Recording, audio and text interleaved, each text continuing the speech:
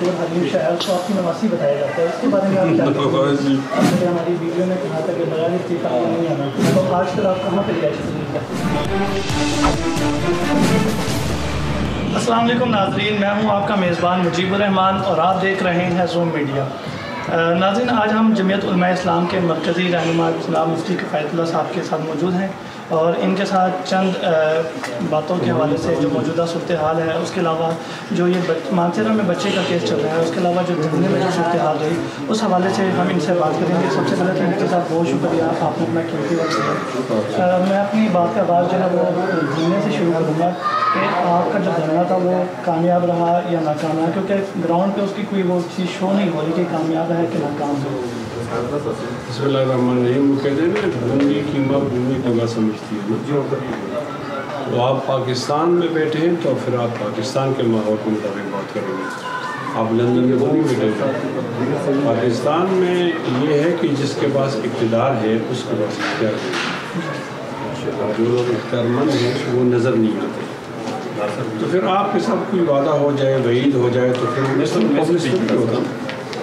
جس طرح دیکھو نا، جو وقت آپ نے انتظار تو کرنا ہوگا، انشاءاللہ کچھ انتظار کے بعد آپ کو یہ سوال ہی نہیں کرنا پڑے گا، تو وہ تبدیلی آ جائے۔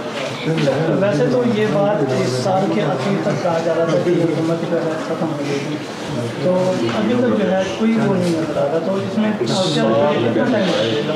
سال کے اخیر تو ہم نہیں کہ ہمارے حلقوں سے ایک ہی بات آتی رہی کہ مارچ تک نا، جی ٹھیک ہوگا۔ تو مارچ سے مراد نئے سال کا مارچ، سال نیا ہوگا، 2020 ہوگا اور مارچ ہوگا، تو انشاءاللہ یہی سال جو ہے ہمارا انتخاب ہے۔ مفتی صاحب ایک بات بتائیں گے، ویسے تو مسئلہ سے بڑی ہوتی ہے، لیکن آپ کی ہر تقریر میں ایک خاص ریاستی ادارہ چاہتے ہیں، ان سے ہی کی تنقید ہوتی ہے۔ ہر ہوتی، لیکن جب کوئی آدمی کوئی غلطی کرتا ہے تو پھر اس کو ذمہ داری تو اٹھانی ہوتی ہے۔ تو ہمارے ہاں طاقتور لوگ تو یہی ہیں، اسٹیبلشمنٹ کہیں یا فوجی آپ کو کہیں۔ پتہ ہے کہ بڑے بڑے لوگ اسٹیبلشمنٹ کے بارے میں بات کرنے سے کتراتے ہیں کہ ہاں، خوف تو ہے، جبر تو ہے، کچھ اللہ تعالیٰ کے بندے ایسے بھی پیدا ہو گئے جو اس جبر کو توڑیں گے نا، جبر تو زیادہ دیر قائم نہیں رہتا نا، وہ ٹوٹ جاتا ہے۔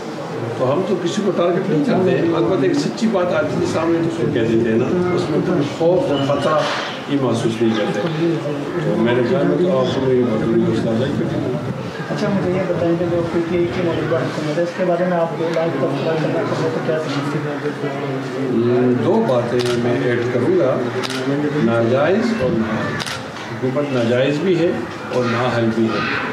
ناجائز اس لحاظ سے کہ یہ ٹھپوں کی بنیاد پر ہے، یہ عوامی حکومت ہے، تو وہ تو ہمارا شروع جیسے کہ موقع پہ، اور نااہل یہ ہے کہ ان کو اتنا موقع مل کے یہ ڈیلیور نہیں کر سکتے، نہ یہ ڈیلیور کر، آئے دن کبھی آپ دیکھو نا ٹک ٹک اسکینڈل آتا ہے، کبھی کیا آتا ہے، کبھی کیا آتا ہے، تو ہر ایک وزیر کو دیکھا جاتا ہے تو حیران ہو جاتا ہے۔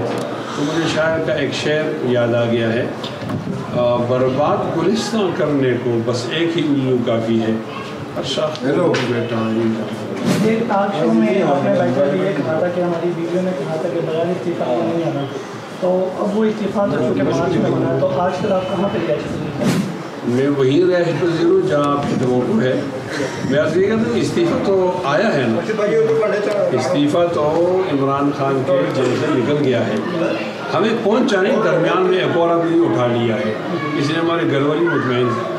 اس میں سوشل میڈیا میں جو PTI کے پیجز ہیں، اس میں ایک بات بہت مشہور ہے کہ جو ٹک ٹاک کی مشہور حلیم شاعر کو آپ کی نواسی بتایا جاتا ہے، اس کے بارے میں آپ کیا کہتے ہیں؟ اس لحاظ سے تو وہ بھی کلمہ گو مسلمان ہے اور میں بھی کلمہ گو، تو کلمہ تو ہمارا ایک ہی ہے، بہرحال میں نہیں جانتا۔ اور جو وکی لیکس میں آپ نے وکی کو جمائمہ کا کزن بتایا تھا، تو وہ تحقیقات آپ کی کہاں تک پہنچی؟ تحقیقات بالکل قریب تھی، لیکن میں سے پھر حادثہ ہو گیا تو میرا ہاتھ بندھا ہوا ہے، تو وہ نہیں چاہتے کہ میں تحقیقات عوام کے سامنے لے آؤں، پر اس کے ڈاکومنٹری تحقیقات ہمارے پاس تقریباً تیار ہیں، میں مشورے کے ساتھ ایک تاریخ اناؤنس کروں گا، اس میں وکی لیکس کی ساری باتیں۔ آپ نے اپنے حادثے کی بات کی، مجھے یہ بتائیں کہ جو آپ کے ساتھ یہ حادثہ پیش آیا، کیا آپ بتا سکتے ہیں کہ کون سی قوتوں نے کیا آپ کے اوپر یہ حملہ؟ MI نے، اور MI کے وہ نہیں ہے نالائق سے لوگ، ٹبار سیکٹر سب سیکٹر کا جو انچارج ہے نا اس نے کیا. ایسا ہے کہ پوری فوج تو قابل احترام، اس لیے کہ جب آپ پاکستان کو اللہ تعالیٰ کی نعمت سمجھتے ہو تو پھر اللہ تعالیٰ کی اس نعمت کو بچانے کے لیے انڈیا بھی قریب ہے جو آپ کو فوج ضرورت ہوگی. پوری فوج کو میں نے کبھی بھی وہ نہیں کیا، ٹارگٹ نہیں کیا. فوج میں جو کرپٹ لوگ ہیں ان کا مخالف ہوں، فوج میں جو سیاسی لوگ ہیں ان کا مخالف ہوں، اور فوج میں جو بدماش ہے جس طرح مجھے شریف لوگ آدمی پر حملہ کیا میں ان کا مخالف ہوں. لیکن میں آپ کے چینل سے بتانا چاہتا ہوں کہ اس طرح ڈرانے اور دھمکانے سے اور قتل کرنے سے آپ مسئلے کو نہیں روک سکتے. ہم تو اور زیادہ جرأت کے ساتھ بات کریں گے. سر آپ نے ایم آئی کا نام لیا یا پوری ذمہ داری کے ساتھ یہ بات ہاں نا، ہمارے ہاں جو علماء کرام کا قتل ہوتا ہے وہ اس کے ذمہ ہوتا ہے، علماء کرام کو مارنے اس کے ذمہ ہوتا ہے. دو اس کی شاخ ہے نا، اور ان کی بات ہو یہ تین بیزار لوگ ہیں جس کو ہم کہتے ہیں پرلے درجے کے بدتمیز قسم کے لوگ ہیں، تو یہ کام ان کے ذمہ ہے نا. تو ان کی ڈیوٹی مجھے معلوم ہے، میں کو جانتا بھی ہوں، ادھر رہتے ہیں. مفتی صاحب آپ تو اداروں کو چاہیے نا کہ وہ حملہ نہ کرے نا. میں جو بولتا ہوں تو بولنے کے جواب میں وہ بولیں. دیکھو نا، دلیل کا مقابلہ دلیل سے ہوتا ہے، دلیل کا مقابلہ گولی اور گالی سے تو نہیں. یہی تو میرا موقع ہے جو آپ نے سوال کیا ہے کہ بھئی اگر میری کسی ٹاک شو سے آپ کو تکلیف ہے یا میرے دلیل سے یا اسپیچ سے انٹرویوز ہے تو آپ اس کے مقابلے میں کوئی دلیل لاؤ. دلیل کی قوت پر آپ جیت سکتے ہو، آپ ڈنڈے اور طاقت کی قوت پہ نہیں جیت سکتے. اچھا، اس میں مجھے مسئلہ ہے کشمیر کی جو موجودہ صورتحال ہے اس کی ذمہ داری کس پر ہے، اور اس کا حل فوجی جنگ ہے یا مذاکرات ہیں؟ کیونکہ مذاکرات سے تو پچھلے 70 سال میں کوئی وہ معاملہ حل نہیں ہو سکا. عمران خان کے آنے سے پہلے میرا ذاتی موقف یہ تھا، عمران خان کے آنے سے پہلے ہمارا یہ موقف تھا کہ اس کا حل سفارتی ہے، مذاکرات ہے نا. عمران خان کے آنے کے بعد میرا ذاتی موقف تبدیل ہو گیا. اب میں خیال ہوں کہ اس کا حل فوجی ہے، اس لیے کہ عمران خان نے وہاں سودا کر لیا ہے. سودا اس بات پر ہے کہ آپ کچھ بھی کرو ہم فوج نہیں بھیجیں گے.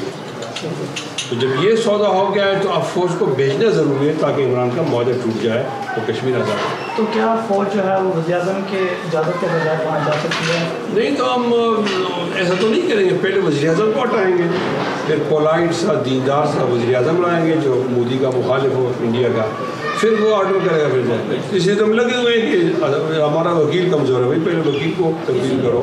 پاکستان میں ایک بات مشہور ہے کہ جب تک کوئی شخص امریکہ کا وفادار نہ ہو وہ کسی بڑی سیٹ پر نہیں آ سکتا. تو آپ کس طریقے سے پھر پولائٹ وزیر اعظم پر رہیں گے؟ تو پاکستان میں تو انقلاب کی توقع بھی کی جا سکتی ہے. ایسے لوگ آئیں گے جو اللہ تعالیٰ کے سامنے سر چکائیں گے اور وہ غیر اللہ کے سامنے سر نہیں چکائیں گے. اچھا، یہ جو ابھی موجودہ معاملہ چل رہا ہے زیادتی کیس کا، اس میں این جی اوز کا کیا کردار ہے جس کا تذکرہ بھی آپ نے اپنے پریس کانفرنس میں بھی کیا؟ اس میں این جی اوز ہی کا کردار ہے. اصل جو اس کا مدعی فریق ہے نا تو وہ ظاہر قانونی اور میڈیا کے حال ہوا سے زیادہ باخبر نہیں ہے، تو ایسے اس کو منہ میں ڈالا گیا. اور این جی اوز نے اس کو چھالا ہے کیونکہ این جی اوز مدرسے کو ٹارگٹ کرتے ہیں، مدرسے کو چلانے والے علماء کو ٹارگٹ کرتے ہیں. تو یہ ان کا ایک محبوب مشغلہ ہے کہ وہ اس طرح کی باتوں کو اچھالیں. تو اس میں جو حقیقت ہوتی ہے اگر اس کو بیان کیا جائے تو ہمیں کیا اعتراض ہے، لیکن حقیقت سے زیادہ پروپیگنڈا. اچھا، آخری سوال میں یہ پوچھنا چاہوں گا کہ انڈیا میں جو یہ متنازع بل پاس ہوا ہے اس کو آپ کس نظر سے دیکھتے ہیں؟ نا وہ تو غلط ہے نا. دیکھو، ایک شہری جو ہے جہاں لوگ رہتے ہیں ان کو ایک ہی نظر سے دیکھنا چاہیے، دوسرے درجے کا شہری کسی کو نہیں قرار دینا چاہیے. یہ جو مسلمان ہیں انڈیا کے، ان کی تو بڑی قربانی ہے کہ جب ان سے کہا گیا کہ آپ ہجرت کرو تو انہوں نے ہجرت تو نہیں کہ وہاں رہ گئے. جب وہاں رہ گئے تو پھر ان کے ساتھ یہ سلوک نہیں ہونا چاہیے. وہ بھی عام شہریوں کی طرح شہری ہے. تو آپ ایسا بل لائیں گے جس میں آپ ٹارگٹ کریں گے مسلمانوں کو تو اس سے تو پھر حالات خراب ہوں گے. اور موجودہ جو انڈیا کے اندر جو بحران آیا اس کی بنیادی وجہ نہیں ہے.